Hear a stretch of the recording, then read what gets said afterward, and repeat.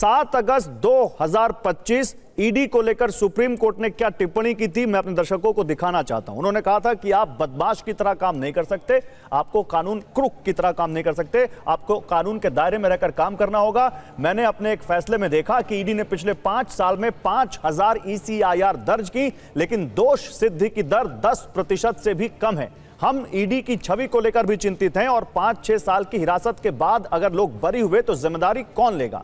तो सवाल तो जांच एजेंसियों पर भी उठे हैं गुरु प्रकाश पासवान जी, सवाल तो उठे हैं कि ईडी का मिसयूज हुआ है और उदाहरण भी है उसके देते हैं, विपक्षी पार्टियां देती हैं। नहीं मुझे तो फिर यहां पर यही तो सवाल उठा रहा है ना विपक्ष। नहीं पूरा अधिकार है विपक्ष को सवाल उठाने का, और निश्चित रूप से रूल ऑफ लॉ इस देश में अगर आपके मन में इस बिल के प्रति कोई भी समस्या है, कोई भी संदेह है, कोई भी शंका है, तो कोर्ट के दरवाजे खुले हुए हैं ना। कोर्ट के दरवाजे बंद हो गए हैं क्या? UEM Jaipur is a perfect target for prospective students aspiring for good jobs, good education with future ready skills. अभी कहा जा रहा था कि भाई दोष मुक्त होने चाहिए, सजा याफ्ता होने चाहिए। ये तय करने वाले गौरव जी आप और हम कौन होते हैं? ये तय करने वाले तो अदालत ही होंगे ना, ये तय करने वाले तो संवैधानिक संस्थान ही होंगे। अभी कहा गया था कि भाई एजेंसियों का दुरुपयोग। आपको याद होगा justice Lodha, supreme court, CBI क्या है? पिंजड़े में बंद तोता है। जब मन करता है तो पिंजड़े के बंद तोता को खोल देते हो, जाओ उसको पकड़ के ले आओ। ऐसे नहीं होगा। पहली बार मैं पुनः इस बात पे पूरे के पूरे फोकस और फोर्स के साथ कह रहा हूं, पहली बार राजनीति में नैतिकता, और खुद प्रधानमंत्री जी भी, इंदिरा गांधी भी कैसा ऑर्डिनेंस लेकर के आई थी, लेकिन अपने आप को एग्जेम्प्टेड रखा था। पहली बार ऐसा हुआ। और 11 साल पहले 12 साल पहले की टिप्पणी को कोट कर रहे हैं। आज सरकारी एजेंसियों को लेकर कोर्ट क्या कह रही है उसको भी तो देखिए। प्लीज अपनी बात पूरी कीजिए, जल्दी पूरी कीजिए गौरव जी। मैं अपनी बात पूरी करना चाहता हूं। आपने उनको बेरोक-टोक बोलने का मौका दिया था, आपको भी दिया था इससे पहले, लेकिन मैं दूसरे पैनल से बता रहा हूं, अपनी बात पूरी कीजिए, दर्शकों को बताना। जी कीजिए, बात पूरी कीजिए। अब नहीं सर, मैं ऐसे बीच में मैं डिस्टर्ब नहीं करता हूं। Thank you sir. नहीं, इस कानून की सबसे प्रमुख विशेषता, बस 10 सेकंड में अपनी बात को मैं समाप्त करता हूं। सबसे प्रमुख विशेषता ये कि प्रधानमंत्री ने खुद को भी अपने आप को एग्जेम्प्टेड नहीं रखा है। पहले ऐसा प्रयास हुआ था इंदिरा गांधी जी के समय कांग्रेस सरकार में, लेकिन खुद को एग्जेम्प्टेड रखा गया था इस कानून से कि प्रधानमंत्री पे कानून लागू नहीं होगा। लेकिन इस 130वें संवैधानिक संशोधन की खासियत, विशेषता यह है कि प्रधानमंत्री स्वयं, प्रधानमंत्री का कार्यालय, तमाम मुख्यमंत्री, तमाम केंद्रीय मंत्री भी इस कानून के कवरेज में आते हैं। जो गलत करेगा उसको इस्तीफा देना पड़ेगा और अकाउंटेबिलिटी तय करनी होगी। ठीक है, कुलदीप जी क्या जवाब है इसका, बताइए।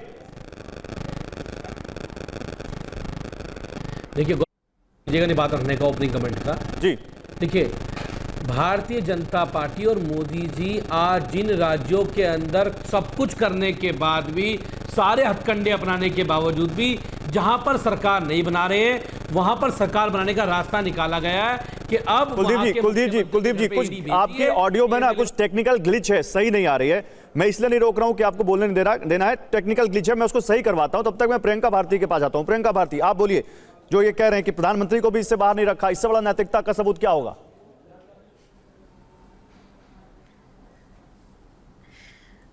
भाजपा के प्रवक्ता ने बोला no one is above law. आगे एक्सटेंड मैं कर देती हूँ, no one is above law, exceptions are NDA and its partners. मतलब जितने भी अलाइज हैं, प्रधानमंत्री मोदी, हेमंत विश्व शर्मा, अजीत पवार, जिनके लिए अमित शाह जी ने कहा था चक्की पीसिंग एंड पीसिंग, अभी डेप्यूटी सीएम हेमंत विश्व शर्मा के बारे में सवाल आया, अमित शाह बोलते हैं ऐसा सवाल नहीं पूछा जाता है। अमित शाह जी ने आज सदन में बड़ी आसानी से कह दिया कि अरे मैंने तो खुद ही छोड़ दिया था, और नैतिकता का हवाला दे रहे थे। छोड़ा नहीं था आपने, आपको कोर्ट ने तड़ी पार किया था, इसलिए आप गुजरात में घुस नहीं सकते थे। और जब आप कब अक्विट हुए, कब आप उससे बरी हुए, सारे चार्जेस से मुक्त हुए? 2014 के दिसंबर में, जब आपकी सरकार मिड 2014 आ चुकी थी लोकसभा में, तो आपने अपने आप को बरी करवा लिया। योगी जी का तो खुद ही एग्जाम्पल दे ही दिए कांग्रेस प्रवक्ता, कैसे 20,000 केसेस हटवा लिए गए। तो इसीलिए मुझे लगता है कि जब बात ये लोग नैतिकता की करते हैं, नैतिकता खुद फांसी पर झूल जाएगी, क्योंकि नैतिकता इनके भीतर नहीं है। नैतिकता सिर्फ दलितों, पिछड़ों पर लागू होता है, आदिवासियों पर लागू होता है। इसीलिए आप टारगेट कर करके जितने भी ऑपोजिशन लीडर्स हैं उनको फंसाते हैं। कोर्ट का जो स्टेटमेंट आया, ऑब्जर्वेशन रहा, आपने तो खुद चलाया। ईडी के बारे में कोर्ट क्या मानती है कि लोग बदमाश हैं, बदमाशी नहीं करनी चाहिए, इनको कानून के दायरे में रह के काम करना चाहिए।